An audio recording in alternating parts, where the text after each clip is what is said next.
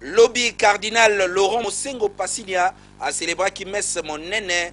Il y a des jeunes na cadre, il y a un mandala la paix à l'obaki ba vérité. Bolanda reportage ya Jojo Lukushi. Lobby et inda qui m'a ben à stade de martyr Laurent Mosengo Passinia cardinal. Il y a République démocratique du Congo à Sangisaki. Ba jeune nyonso na cadre ya ko célébrer fête ya Ramon. Oyo ezalaka Jésus Christ a côté dans Jérusalem. Semaine oyo ne ekotisaka ba chrétien catholique na semaine sainte.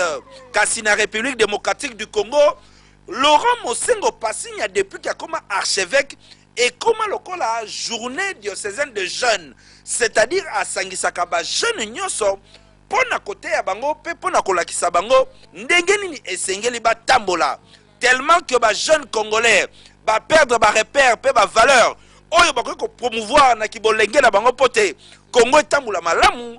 Laurent Mosengo Passinia cardinal azongisaki bango na nzela na koloba boye.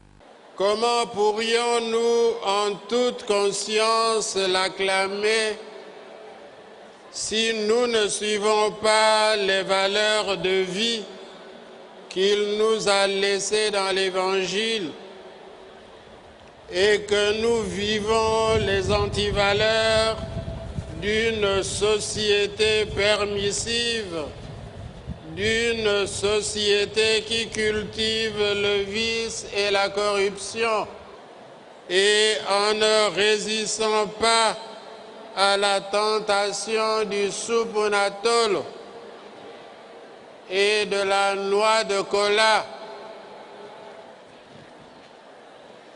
nous lui ferons honte aussi.